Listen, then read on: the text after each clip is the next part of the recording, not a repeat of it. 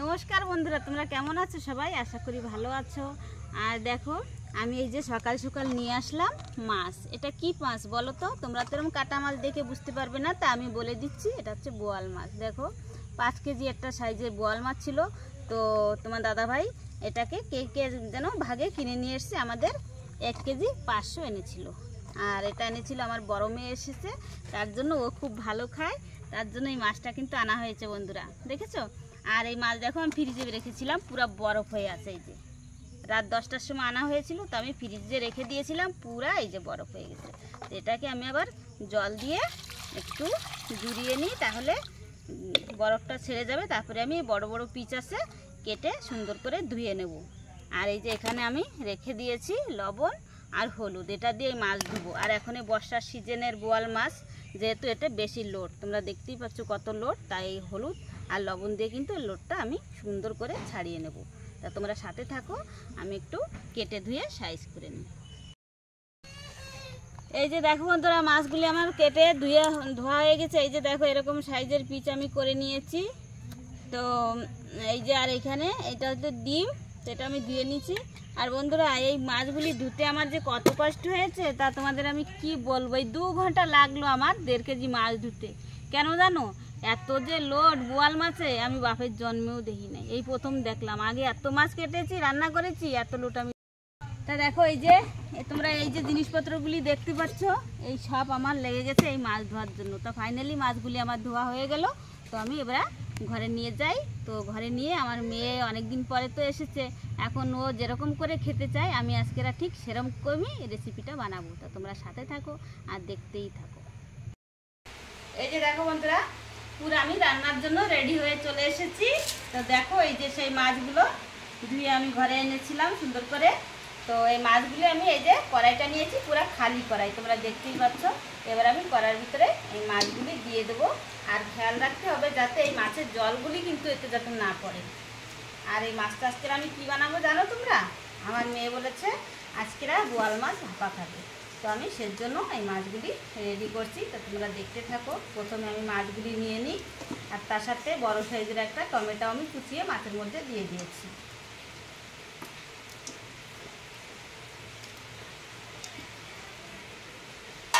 আমি গ্রাইন্ডারে বেটে নিয়েছি সাদা শস্য, জিরা আর কালা শস্য আর হচ্ছে আদা, এটা আমি গ্রাইন্ডারে বেটে নিয়েছি। আর বাটাটাও আমি এবার এর মধ্যে দিয়ে দেবো।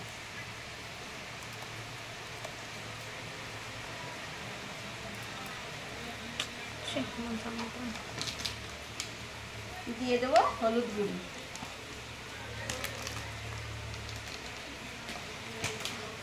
দিয়ে দেবো লঙ্কা গুঁড়ি। লঙ্কাটাও যে যেমন ঝাল খায় ঠিক তেমন করেই দিতে হবে।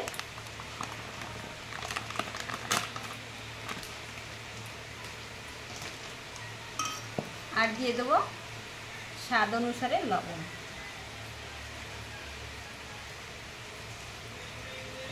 এবার আমি মেখে নেব।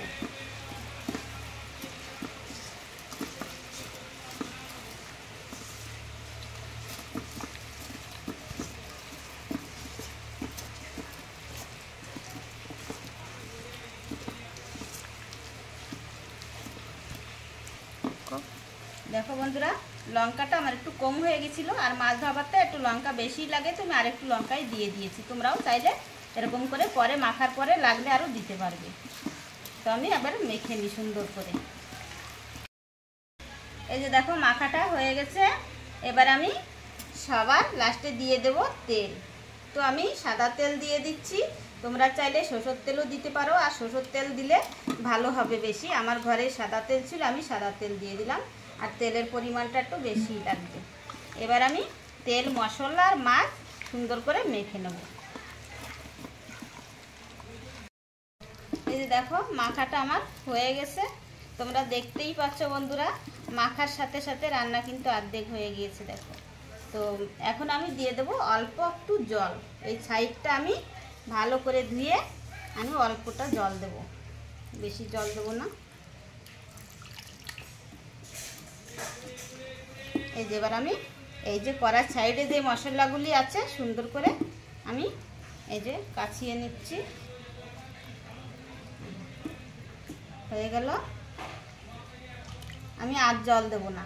এবার আমি দিয়ে দেবো ঢাকা। এই যে হয়ে গেল আমার ঢাকাটা। এবার চলো বন্ধুরা আবার গ্যাসের কাছে।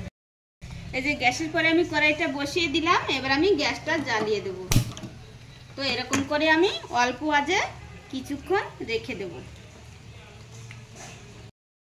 এই যে দেখো আমি মাছে ফোড়ন দেওয়ার জন্য এই যে এই পাশে ফোড়নটা আমি ভেজে নিয়েছি। ফোড়নে আমি দিয়েছি গোটা জিরা, তেজপাতা আর দিয়েছি একটা শুকনো লঙ্কা। তো এবার চলে আসি আবার সেই মাছটা আমি ঢেকে দিয়েছিলাম, দেখি কেমন হয়েছে তোমরাও দেখো। এই যে দেখো 5 মিনিট আমি রেখেছিলাম ঢাকা দিয়ে। তো মাছটা কিন্তু প্রায়টা হয়ে গেছে। তারপরে আমি এবার যে কাজটা করব, এই যে দেখো বন্ধুরা আমি কিন্তু গোটা গোটা করে মাংসের মতো আলু ভেজে রেখেছিলাম। আর এই যে সাইডে রাখা আছে এই যে মাছের ডিম হয়েছিল সেই ডিম।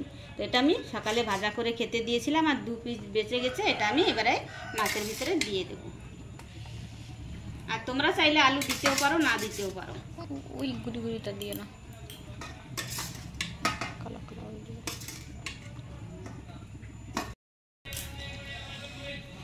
এই যে দেখো এবার এই ফোড়ন যে ভেজে রেখেছিলাম এটা আমি এই মাছের ভিতরে ঢেলে দেব। আর এরকম করে বন্ধুরা মাছ ভাপিয়ে খেয়ে দেখো, দারুণ টেস্ট লাগে কিন্তু।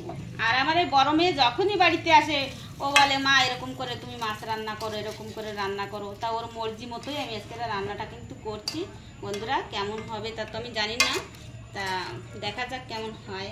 তা আবার আমি ঢাকা দিয়ে রাখবো 5 মিনিট। আবার আমি এই 5 মিনিটের জন্যই ঢাকাটা দিয়ে রাখবো বন্ধুরা। তাহলে মনে হয় প্রায় আমার রান্নাটা কমপ্লিট হয়ে যাবে। তা তোমরা সাথে থাকো। দেখো বন্ধুরা চলে এলাম আবার 5 মিনিট পর। তো দেখা যাক তরকারিটা কিরম হয়েছে। এই যে দেখো তরকারিটা খুব সুন্দর করে পুরাপুরি রান্নাটা হয়ে গেছে কিন্তু বন্ধুরা দেখো। আর এই যে আলু মাছ সবই সেদ্ধ হয়ে গেছে আর ঝোলটাও ঠিক পরিমাণ মতোই রয়েছে। তো এখন আমি একটু গরম মশলা দেব। গরম মশলাটা দিয়েই কিন্তু তরকারিটা আমি এবার নামিয়ে নেব। এই যে দেখো গরম মশলা নিয়েছি আর গরম মশলাটা আমি বেশি নেই, অল্প নিয়েছি গরম মশলার পাউডার। তো এবার এটা আমি উপর থেকে ছড়িয়ে দেবো। তো আমার রান্নাটা কিন্তু হয়ে গেছে। তো এবার আমার মেয়ের জন্য তো রান্নাটা আমি করেছি, ও আশা করে বলেছিল এরকম খাবে। তা ওই তোমাদের খেয়ে বলবে বন্ধুরা আজকের রান্নাটা কেমন হয়েছে। এই যে দেখো বন্ধুরা 2 মেয়েকে আমি খেতে দিয়ে দিয়েছি। তা ওরা এখন এই যে দেখো খাচ্ছে।